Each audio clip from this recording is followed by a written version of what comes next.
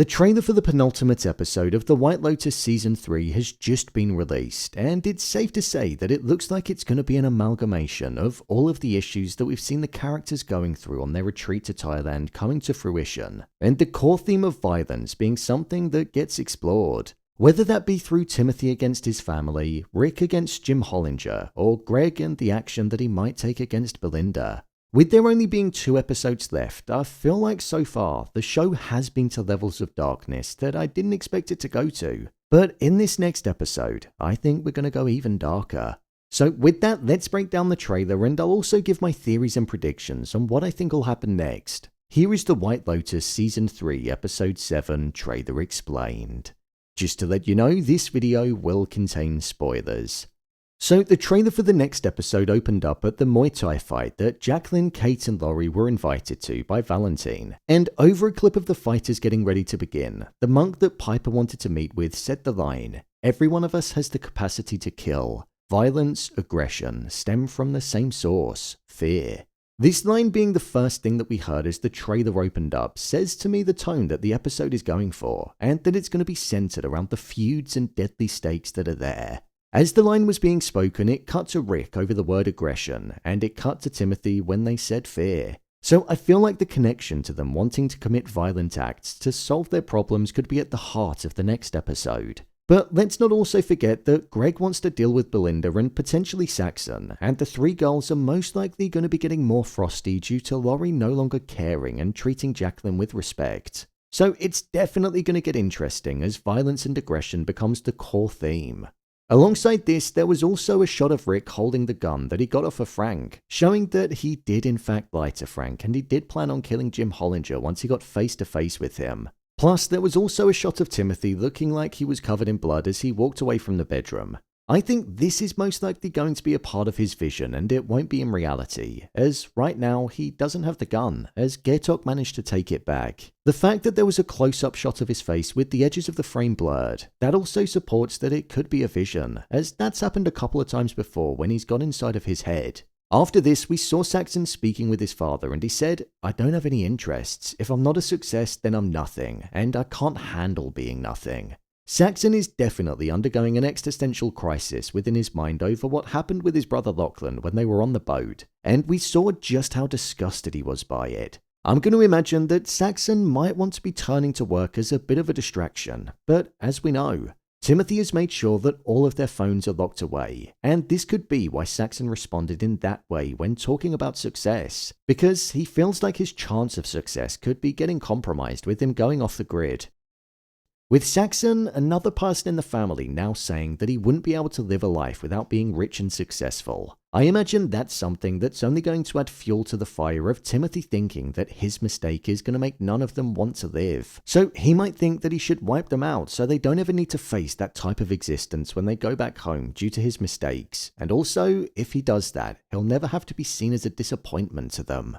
This is who I imagine he was picturing killing when he was in the white shirt and covered in blood, Saxon. Because when Victoria spoke like that in the previous episode, he imagined killing her. So Timothy might well look to kill the entire family so he never has to admit what he did. Without the gun though, it will likely make it difficult for him. But when going back to the first episode, we heard Pam mention that the fruit on the trees by where they're staying are extremely poisonous. So he might well use those fruits and mix it into some kind of food or drink, and that could be how we'll get them to all go at once. The next part of the trailer then had Jaclyn saying to Laurie, "What is really going on with you? If you're not happy with your life, change it." This was intercut with a shot of what looked like Jaclyn at the Muay Thai fight with Valentine, Alexi and Vlad. I'm guessing that following Laurie and Jaclyn's heated conversation at dinner, she's gonna go there on her own, as it didn't seem like the other 2 ladies were there with her. Plus, in the previous episode, they did say that they didn't want to go.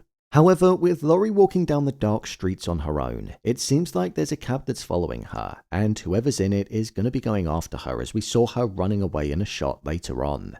After this, there was then a wide shot of Greg's super mansion where his gathering was taking place, and over the top of it, Belinda said the line, "He knows that I know," and Zion then said, "Let's just go see what he has to say." I'm sorry, but Zion, why would you recommend your mother go to see somebody who's on the run and is avoiding being investigated for being suspicious of murdering their previous partner? It seems like a stupid decision, but I'm going to presume that she's going to go though, which I definitely don't think she should.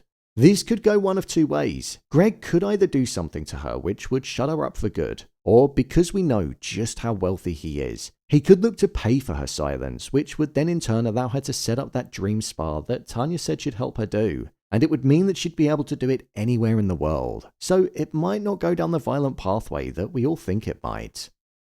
Following this, there was then a shot of Victoria in bed and praying for Piper. What's interesting about this is we obviously know that Piper is the least of Victoria's worries, but we also know that she's not a religious person at all. But now, in her desperate time of need, it's as if she's turning to God as a last resort, because even though she said that Piper could stay there if she spent the night at the monastery, it seems like she's going to go back on her word. Then we had a conversation between Lochlan and Piper where Lochlan said, "I don't want to give in to my dark side." I wonder if this means that Lochlan might have seen some kind of light whilst he was in the monastery with Piper, and he might look to stay there alongside her.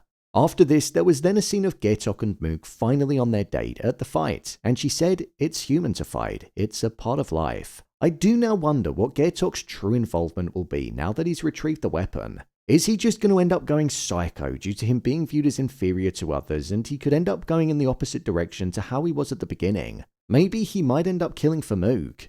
Then we got to one of the juiciest parts of the trailer, and that was with Rick and Jim Hollinger going into a private room. Rick said the line, "I fantasized about this moment 1,000 times." As he said that, we saw the fighter that was Victoria standing on the ropes with their arms in the air as if they'd just won. So I wonder if that is symbolic of Rick ending up getting what he wanted by killing Hollinger, or if the victory is just being in the room with him after all of this time. After this, there was then a quick succession of shots. One was of Fabian finally singing, something which I'm actually looking forward to seeing. In seeing just how awkward he's been about pretty much everything, I'm so intrigued to see if he's going to be good or not. I think he's either going to be incredible or really bad, and either of them will take the character in an interesting direction. There was one of Gaitok and Mook on their date, one of Laurie walking down the streets late at night on her own, one of Rick and Frank getting in an elevator with Khun Sritala, leaning into the fact that Rick's plan was going ahead. And then it concluded with Rick holding the weapon towards Jim Hollinger and saying, "You ruined my life." I think Rick's situation could go one of two ways, and he'll either end up killing Hollinger but not getting that satisfying feeling that he thinks he's going to get, or he's going to end up being killed by the guards, and that could be one of the bad things that ends up happening in Threes, and it'll highlight how he was set on living in the past when he could have had a happy future with somebody that cared about him a lot, which is Chelsea. There is a theory going around that Jim Hollinger could be Rick's father, and I think that is a plausible theory for sure. It would be an interesting twist, and if it is the case, I'd love to know why Jim just abandoned his son, but I guess time will tell. It's most definitely going to be an interesting episode, and like episode 5, it's going to be a second part of the same day that we're watching unfold, something that the White Lotus doesn't often do, so I feel it's definitely going to be eventful. So, there you have it, the White Lotus Season 3 Episode 7 trailer explained. If you want to see more videos on the White Lotus, then click on the card in the top corner, there'll be some videos there. And don't forget to subscribe so you don't miss future videos. What do you think will happen next? Share your thoughts in the comments. As always, thanks for tuning into the video, and I'll see you in the next one.